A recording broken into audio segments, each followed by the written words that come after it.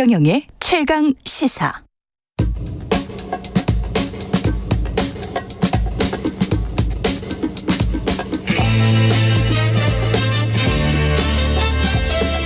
네, 우리가 접하는 뉴스의 태초부터 지금까지 뉴스 일대기를 쫙 살펴봅니다. 뉴스톱 김준일 수석 에디터, KBS 박대기 기자, 그들의 전지적 시점으로 분석하는 뉴스 일대기 지금부터 시작하겠습니다. 안녕하십니까? 네, 안녕하세요. 오늘은 박대기 기자나 저나 뭐 KBS 직원이기 때문에 상당히 꺼려지는 아이템입니다. 그죠? 네. 예. 말을 팩트 위주로만 저희는 하고 김준일 예, 김준일 수석 에디터가 전반적인 뭐 주장이나 논평이나 이런 거를 같이 좀 실어서 말씀을 하시고 그래야 될 것 같아요. 아주 공정하게 KBS를 까겠습니다. 예, 그래서 예, 오늘 뉴스 일대 공영 방송과 수신료 일대기인데 예, 잘 모르시는 분들도 많아가지고 예, 하나하나씩 그 여러 사안들, 법적인 사안도 있고요. 예, 처음에 이게 이제 나온 게 대통령실 국민 제안에 나왔었고 그게 그래서 국민 참여 토론. 그게 뭐 문항이 뭐였고 왜 97%였고 어떻게 된 거였어요? 그러니까 그게? 먼저 요거를 말씀드리기 전에 제 의견부터 먼저 말씀을 드릴게요. 예. 저는 수신료에 대해서 분리징수에 찬성도 반대하지 않습니다. 예, 찬성도 반대도 하지 않는다. 예. 다만 요거에 전제 조건이 있어요. 분리징수를 하려면은 여러 가지 전제 조건이 있는데 사회적으로 굉장히 이거 토론이 좀 필요하다. 이런 것들이 필요하고 이거에 대해서 미칠 영향에 대해서 장기 플랜을 가지고 해야 된다라는 건데 왜 장기 플랜인지에 대해서는 제가 방송 광고 시장에 대해서 분석을 하면서 말씀을 드리고 광고. 예. 자, 이게 일단은 이게 좀 제가 페이스북 글을 하나 썼어요. 저 지난번에 따봉으로 여론조사하는 용산 뭐 이런 글을 써서 굉장히 많이 여기 화제도 되고 인용이 됐는데 이 국민 참여 토론을 제가 들어가 보고 깜짝 놀랐어요. 대통령실 홈페이지에 들어가고 대통령실 국민 제안의 특정 이슈에 대해서 국민 참여 토론을 하는데 TV 수신료 징수 방식 개선 요게 제목인데 요게 두 번째였고 세 번째가 지금 집회와 시위에 관한 법률 집시법을 개정해서 집회를 좀 더 못하게 하자 요거를 지금 참여 토론하고 있어요. 이게 지금 그때 96.5%가 국민들이 수신료 분리징수에 찬성했다라고 나왔잖아요. 그랬죠? 예. 그 96.5%가 뭐냐면은 좋아요를 누른 사람이 전체 비중의 96%다 이거예요. 그럼 싫어요도 있어요, 거기에? 그러니까 추천을 누른 사람이 이거 따봉이라고 하죠. 이거 뭐 엄지척 요거를 누른 사람이 56,226명. 그리고 비추천 엄지 내림 이거 누른 사람이 2,025명. 그러니까 야 따봉 누른 사람이 지금 96.5%니까 이거 전 국민의 96.5%가 분리징수 찬성한 거 아니야라고 용산에서 보도자료를 낸 거예요. 그러니까 이게 여론조사 전문가들이 보면은 진짜 기가 찰 노릇입니다. 이게 그러니까 저는 여론조사 할 수 있어요. 근데 이렇게 하면 안 되죠. 그러니까 따봉으로 무슨 여론조사를 합니까? 그러니까 우리가 성별, 지역별, 연령별 해가지고 이제 표본치를 둬서 그리고 이제 전체 국민 5천만에 좀 수렴하게 이렇게 만드는 과학적 여론조사하고는 전혀 다르네요. 그러니까 윤석열 대통령이 지난 4월 달에 지금 뭐 여론조사가 문제가 있다. 표본 샘플도 문제가 있고 추출도 제대로 안 되고 막 이렇게 본인이 말한 다음에 용산에서 이렇게 이거를 여론조사라고 내놓으면 어떡합니까? 최소한 하려면은 물론 여론조사 분위기 안 좋아요. 사실 분리징수 하자는 여론이 더 높을 가능성이 높은데 뭐가 됐든 어쨌든 제대로 여론조사를 해야죠. 이런 식으로 하면 안 되고 이거 뭐 상관없지만 집시법 개정도 이런 식으로 나올 거예요. 그러면은 여기에 찬성하는 사람들만 우르르 몰려가가지고 이제 따봉 누르고 심지어는 그 장해찬 국민의힘 최고위원이 이거 뭐 유튜브 나가가지고 보수 유튜브 나가가지고 여기 좀 가십시오 뭐 이렇게 얘기도 했다라는 거예요. 독려를 했군요. 그러니까 아니 뭐 독려를 할 수도 있습니다. 뭐 할 수도 있는데 이런 방식은 이제 이걸 여론조사라고 아예 타이틀을 붙이면 안 되는 거예요. 그러니까 이거는. 절차에서 좀 문제가 있었다. 근데 이 관련해서 수신료와 관련해서는 사실 수십 년 된 논쟁인 것 같고 그리고 처음에 시작된 거는 어떻게 시작된 거예요 이게? 네, 우리나라 TV 방송이 시작될 무렵이었던 1963년에 TV 시청료라는 이름으로 나왔고요. 한 대당 월 100원을 냈다고 합니다. 시청료가 TV 시청료. 시청료가 1974년도에 500원, 1980년에 800원으로 올랐다가 1980년 12월 1일 날 우리나라에서 컬러 TV 방송이 시작이 됩니다. 그러면서 이제 1981년도 4월부터 컬러 TV 경우에는 월 2,500원의 시청료를 책정했다 이렇게 돼 있거든요. 컬러 TV만 예. 81년부터. 예, 그렇습니다. 그래서 왜 2,500원이냐 하면은 당시에 신문 구독료를 하면은 한 달에 2,500원을 냈다고 합니다. 그래서 신문 구독료가 2,500원이었기 때문에 신문 구독료에 준해서 이렇게 걷자 이래서 2,500원이 됐는데 그 이후 이제 42년 동안 같은 요금인 2,500원이 유지가 되고 있었고요. 저도 이제 이번 사태 참 마음이 아픕니다만 과거를 생각해 보면은 1980년대 예. 그때 당시에 이제 KBS다 아니면 저 MBC에 대해서 좀 약간 시민들 중에 안 좋아하시는 분들이 많았어요. 왜냐하면 이제 너무나 친정부적이다. 이래서 그때는 독재 정부 시대였죠. 그렇죠. 이제 그러니까 시청료 거부 운동을 하자. 뭐 이런 어릴 때 저도 봤던 기억이 나는데요. 그때 이제 요금이 2,500원이었는데 지금도 이제 유지되고 있는 상황입니다. 예, 그렇군요. 이게 지금 이 수신료 분리징수 같은 경우는 언제 도입이 된 건가요? 94년? 94년에 분리징수가 아니라 통합징수를 한 거죠. 통합징수. 그러니까 통합징수를 한 거죠. 그 전에는 이제 원래 분리징수에서 별도의 고지서가 나온 거예요. 그래가지고 그러니까. 그 수신료 징수원들이 과거에는 있었죠. 맞아요. 그렇죠. 그래가지고 가가호 방문해서 그 받고 뭐 이랬던 거잖아요. 맞습니다. 그렇죠. 그렇게 하다가 이게 이제 비효율적이다라는 거고 이게 단순히 그러니까 이 공영방송의 수신료라는 게 이게 이런 어떤 공공재원 성격이 강하기 때문에 전기요금에 합산을 해가지고 하는 게 어떤 효율성 측면에서도 왜냐하면 이제 누수가 발생하잖아요. 예를 들면은 과거에 이제 분리징수를 한 나라들 사례를 보면은 독일 같은 경우에는 한 2천억 원 정도 든다고 그래요. 2021년 기준으로 분리징수를 하면서. 그러니까 이렇게 하느니 이거는 어차피 이제 약간 준조세 개념이기도 하고. 특별 부담금이라고 그렇다 보니까 이제 그래서 이거를 한 53% 정도 됐었거든요. 수신료 징수율이. 그런데 이게 95%까지 이제 굉장히 급증했다. 뭐 이렇게 보시면 통합징수를 하면서. 그러면서 효율화가 됐다. KBS 입장에서는 그런 것이고 그 다음에 이제 국민들은 나는 분리징수를 하면 안 낼 수 있다. 이건 안 낼 수는 있는 겁니까 법적으로? 제가 요거는 설명을 드릴게요. 그러니까 이 방법이 있어요.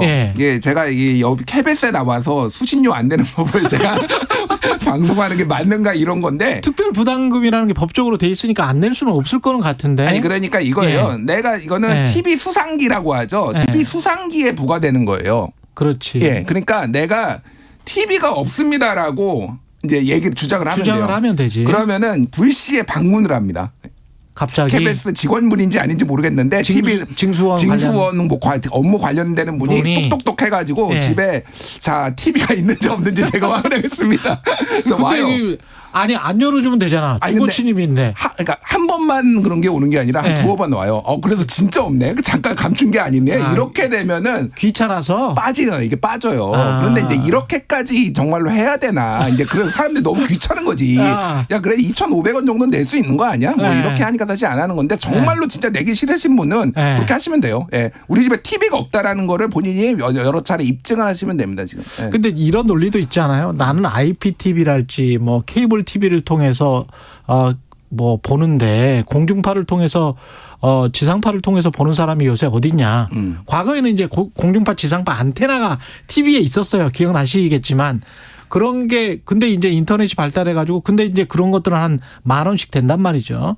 그걸 통해서 한꺼번에 이렇게 쏘는니까 그걸 통해서 보는 사람들이 도시에는 대부분이니까 그 뭐 지상파를 통해서 내는 거는 나는 수신료는 나는 안 내도 되는 거 아니야? 왜 이중 부담이야? 이런 논리로 이제 접근하시는 분들도 많을 것 같더라고요. 그러니까 요거는 이제 이 수신료의 성격에 대해서 이제 좀 이제 관점 자체가 다른 것 같아요.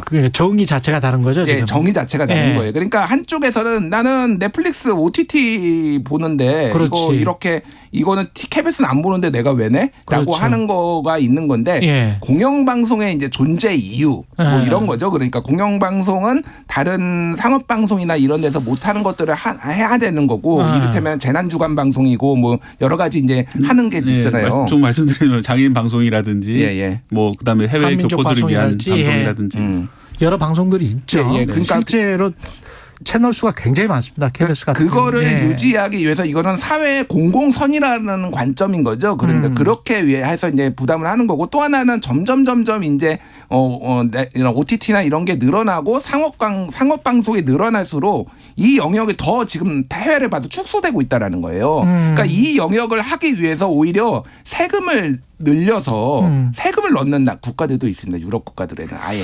그러니까 수신료 방식이 아니라 예. 아예 이거를 세금으로 해버리자. 이렇게 이제 바뀌는 거예요. 그러니까 이게. 아까 그 소비자들이 그렇게 생각하시는 분들이 분명히 많을 것 같아서 제가 하는 방식을 소개를 해드리면 돈도 좀 줄일 수가 있어요. 어떤 방식이냐면 그 천물점에 가셔가지고 5,000원짜리 안테나를 사시면 됩니다. 어떤 TV에든 다 연결이 되거든요. 그러면 연결을 해놓으면 우리 집 같은 경우는 지상파밖에 안 나와요. EBS, KBS, 그 다음에 MBC, SBS밖에 안 나옵니다. 그리고 나머지는 이제 요즘 TV들은 그 유튜브랄지 뭐 OTT 방식은 가입을 하면 되잖아요. 그러면은 저는 오히려 그렇게 하니까 줄어들더라고. 그러니까 IPTV를 안 쓰시는 IPTV 자체를 인터넷 프로토콜 TV 자체를 쓰지를 않아요. 그래서 그런 방식의 소비도 가능하다. 중복이 싫다면, 중복 납부가 싫다면, 뭐 이런 그냥 이게 어떤 소비의 방식인데, 근데 사실은 개념적으로는 공영방송의 존립 근거에 관한 그 정의가 제대로 내려지지 않는, 거기에 관한 토론이 제대로 이루어지지 않았기 때문에 이게 소비의 방식으로 자꾸 생각을 하는 거 아닌가 그런 생각도 들고요. 관련해서 방금 그 김준일 수석님이 말씀하신 것 중에서 관련된 헌재 판례도 있었습니다. 헌법재판소 판례인데요. 99년도에 나온 판례를 보면은 수신료 의미에 대해서 헌재가 이렇게 판단을 했습니다. 공사가 그 방송 프로그램에 관한 자유를 누리고 국가나 정치적 영향력, 특정 사회 세력으로부터 자유롭기 위해서는 적정한 재정적 토대를 확립하지 않으면 안 된다. 이런 판례가 있거든요. 그래서 저도 이거 보고 참 저도 새삼 좀 옷깃을 여미게 되는 그런 판례인데. 그래서 이제 이 수신료에 대해서는 이제 과거에도 좀 논란이 있었고 거기에 대해서 헌재가 판단하기로는 어쨌든 이 공영방송사는 국가나 아니면 특정 사회 세력으로부터 자유로운 재정적 토대를 마련해야 된다는 것이 헌재의 판단이었습니다. 김지영 님도 수신료 안 내면 EBS는 어떻게 할 겁니까? 이런 말씀하셨는데 EBS도 상당히 타격이 갈 것 같습니다. 왜냐하면 수신료에서 이제 그쪽도 일부 가거든요. EBS 쪽으로. 그러니까 요거는 제가 얘기를 해야 될 것 같아요. 그러니까 수신료를 징수를 해서 이거를 이제 EBS도 배분을 하고 그러잖아요. 근데 지금 이제 시민사회단체에서 문제 제기를 하는 건 뭐냐면은 그거 배분율을 KBS가 스스로 결정합니다. 그러니까 그래서 0.7%가 수치가 정확하게 안 나는데 EBS 입장에서는 쥐꼬리만큼 준다라는 거예요. 그래서 왜 그거를 KBS가 이제 그거를 결정을 하느냐. 아예 수신료 배분위원회를 만들어라. 그래서 어느 정도가 배분이 적절한지. 그러니까 KBS가 이거는 이 부분에 있어서는 저는 할 말이 없다고 생각되는 게 그동안 본인들이 받아가지고 본인들이 EBS 주는 거를 결정을 하면 안 되는 거죠. 너무 짜게 줬었다. 너무 짜게 주는 것도 있고 이게 책정된 금액이 어느 정도 합리적이냐. 이 부분에 있어서의 토론이 없이 그것도 토론을 했었어야 해야 되는 거죠. 그러니까 만약에 그러니까 분리징수 요거까지 이제 같이 테이블에 논다라고 한다면 그 배분 방식에 대해서도 KBS가 조금 전향적인 입장을 보일 필요가 있습니다. 사장님 좀 전향적으로 생각을 해주십시오. 제가 EBS 홈페이지 찾아보니까 이제 0.8은 아니고 이제 물론 낮은 비율이지만 3% 정도다. 3%. 죄송합니다. 3930님이 공영방송이라면 공영방송답게 방영을 해야죠. 이게 어제 이제 김기현 국민의힘 대표도 프로파간다 매체, 우리를 프로파간다 매체, 뭐 민주노총 뭐 이런 이야기 많이 하시고요. 한쪽 주장만 일반적으로 퍼나르는 방송은 공영방송이 아니다. 이렇게 주장을 하고 있습니다. 국민의힘과 뭐 지지자분들이 주로 이제 이렇게 주장을 하시는 것 같아요. 그러니까 저는 그냥 이거 피곤합니다. 이 공정성 논란은 공정성 논란이 정권이 바뀔 때마다 누가 공정하네. KBS 분리징수도 이것도 역사를 보면은 박근혜 정부 때는 민주당에서 그때 이거 분리징수해야 된다고 법안 발의하고 막 그랬어요. 2017년에는 박주민 의원이 뭐 노무현 정부 때는 그때는 또 한나라당이 그때 뭐 분리징수해야 된다라고 해서 왜 이렇게 KBS를 이거 가지고 괴롭히냐. 그러니까 나는 좀 치사해 보인다. 솔직히 얘기하면은 돈 가지고 이제 목줄 재겠다라는 거잖아. 이게 정치권이 그래서 이 공영방송에 대해서 사장 선임부터 해가지고 이런 식으로 이제 뭐 이 수신료 가지고 이렇게 하는 게 맞느냐. 이제 근본적인 좀 의문과 좀 문제 제기를 해야 될 것 같아요. 그러니까 이거에 대해서는 지금 현재 정부 여당도 문제지만은 민주당이나 야당도 할 말이 없습니다. 자기네들이 유리한 방식으로 어떻게 해서든 KBS나 공영방송의 영향력을 행사하려고 지금까지 내로남불식으로 해오다가 이제 와서 뭐 투사처럼 지금 행동을 하는 거 이건 그러니까 이거를 좀 어떻게 이 수신료 분리징수 뭐 이거 테이블에 올라왔으면은 이거와 관련돼서 공영방송의 역할 이런 거 위상 재정립 뭐 그리고 어떻게 하면 외풍으로부터 이거를 좀 막을 수 있는지 이런 것까지 좀 같이 테이블에 올려놨으면 좋겠어요. 사실은 이거를 분리징수 얘기만 띡 해버리면은 이게 다 언론 문제가 자유와 언론 예. 독립 차원에서도 논의가 돼야 된다. 주니보리님, 다른 나라들은 어떻게 수신료를 걷어가나요? 박대기 기자 제가 할까요? 예, 제가 설명을 드릴게요. 독일 얘기를 드릴게요. 독일은 2014년부터 TV 수상기 여부와 관련 없이 징수를 해가고 있습니다. 수상기 여부와 관련 없이? 예, 가구당 이제 하고 거기는 있어요. DW죠. 예, 거기 그래서 약간 이제 거기에서도 그래서 기계만 있으면은 그러니까 무슨 얘기냐면 TV가 없어도 스마트폰이 있으면은 그렇죠. 볼 수 이제 뭐 네. 수신료를 받아가는데 거기서도 나는 스마트폰도 없다. 이거 볼 방법이 아무것도 없다라고 입증을 하면은 또 안 받을 수는 있대요. 안 될 수는 그래요? 있대요. 그런데 한 25,000원 내요. 거기가. 월에 월에 25,000원. 월 25,000원? 예, 예. 그러니까 한국이 지금 월에 2,500원 내고 1981년 이후로 오르지 않았으니까 굉장히 다르고 제일 요즘 많이 언론에 나오는 게 그 BBC 사례거든요. 예. 2028년 3월에 수신료 폐지하기로 했다. 이런 언론 보도가 계속 나와요. 그래서 수신료가 폐지가 대세다라는 건데 자, 이게 맥락이 있어요. 이게 보리스 존슨 총리가 그 날아갔잖아요. 그 코로나 때 파티해가지고 그것 때문에 날아갔잖아요. 그거를 제일 열심히 보도한 게 BBC예요. 그렇죠. 그러니까 그때 장관이 나와가지고 야, BBC 얘네 수신료 이거 없애라고 해가지고 법적으로 2028년 3월까지 계약이 돼 있어요. 수신료를 밟도록 돼 있으니까 그 이후에 연장을 안 하겠다라고 정치적 압력을 행사한 거예요. 그런데 실제로 그 이후에 이게 정말로 없어질지 안 없어질지는 불확실합니다. 그러니까 그렇죠. 뭐 이런 상황인 거예요. 그래서 다른 나라도 수신료 가지고 치사하게 이렇게 하고 하는구나라는 선진국도 이런 이제 사실은 사례는 미국에서도 네. 비슷한 사례가 있었고요. 연방정부에서 보조금을 미국 같은 경우는 주거든요. PBS든 NPR이든. 근데 이제 그 논조 자체가 공화당 입맛에 안 맞았나 봐요. 그래서 그거 뭐 깎는다고 해서 난리가 났었던 적이 있습니다. 프랑스 국민들은 작년부터 이제 수신료를 내지 않고 있다 이런 보도들이 많이 나오는데 수신료는 내지 않지만 이게 이 세금으로 걷어가지 않습니까? 이거? 예, 그러니까 수신료가 없어진 건 맞아요. 예. 근데 요게 말씀하셨다시피 한쪽 얘기만 지금 들은 건데 예. 아예 이거를 이제 주민세, 그러니까 정확하게는 프랑스의 수신료는 주민세 공동부가 되고 있는데 2023년에 주민세를 폐지하기로 결정했기 때문에 수신료를 다른 방식으로 이제 부과할 수밖에 없는 거예요. 그래서 아예 부가가치세를 아예 만들었어요, 별도로. 예. 그러니까 주민세가 맞아요. 없어진 거예요. 부가가치세를 만들어가지고 여기에서 걷어가지고 수신료에 해당되는 거를 재원을 조달한다는 거니까 이것도 수신료가 프랑스가 없앴다 이것도 이제 사실은 왜곡이나 마찬가지죠. 그러니까. 네. KBS도 이 논의를 사실은 1TV, 2TV 이 포함해서 전부 다 광고를 받지 않고 뭐 클린 TV로 또는 뭐 라디오도 다 마찬가지로 그렇게 콘텐츠를 제공을 공익적으로 한다면 네. 그게 가장 바람직한 모습이긴 할 텐데. 예, 그렇다면 그죠? 이제 하지만 아까 보신 것처럼 예. 이보다 10배 많이 받는 이제 그런 이제 상황이 될 상황이 테고. 될 때면 충분히 가능하겠죠. 그러면. 예. 근데 이제 만약에 KBS 같은 경우에 수신료를 받지 못하게 된다면 광고 시장이 분명히 뛰어들 거란 말이죠. 네. 얘가 말씀하시죠. 말씀하시죠. 네. 제가 이게 예. 가장 조금 이게 KBS 분리징수를 얘기하시는 분들이 지금 근시안적으로 얘기를 하는 건데 예. 자, 작년에 KBS 매출이 1조 5천억 원 정도 되거든요. 이 중에서 수신료가 6,900억 원 정도 되니까 전체의 46.8% 한 7천억 원 됩니다. 그리고 광고가 17.8%, 협찬 4.8% 뭐 등등등이에요. 뭐 방송 콘텐츠 판매도 있고.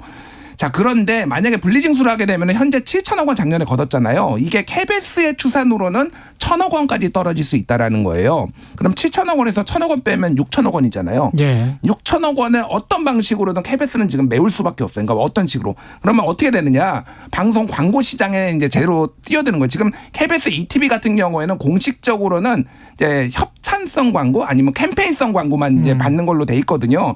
근데 지난해 이제 방송 광고 시장을 좀 말씀을 드리면은 종편까지 합쳐가지고 방송 광고 시장이 1조 6천억 원 정도 됐어요. 예. 거기에서 KBS가 2,600억 원, MBC가 2,700억 원, SBS가 3,700억 원 이렇게 됐는데 KBS가 만약에 광고 시장에 그럼 뛰어들면은 지금 부족한 부분을 분리징수하면은 나머지 종편들, TV조선, 채널A, 뭐 SBS, MBC들이 다 방송 광고 매출이 다 줄어드는 거예요. 그러면은 이게 그러니까 전체 이 방송판 자체가 다 흔들리고 괴멸적인 상황이 올 수 있어요. 왜냐하면 방송 광고 시장은 지금 한 5년째 지금 정체예요. 그렇죠. 그렇죠. 다른 광고, 디지털 광고가 늘어나고 있기 때문에 KBS가 뛰어드는 순간 이제 그런 문제가 발생을 한단 말이에요. 그러니까 이거를 분리징수를 하더라도 시간을 가지고 해야 되는 거예요. 이게 시장이 적응할 수 있게 이쪽 시장이. 근데 이거 당장 지금부터 한다? 이러면 이제 난리가 난다라는 거. 당장 시행령을 갑자기 이제 고치고 그것도 그 기간도 뭐 보통 40일인데 10일로 줄였고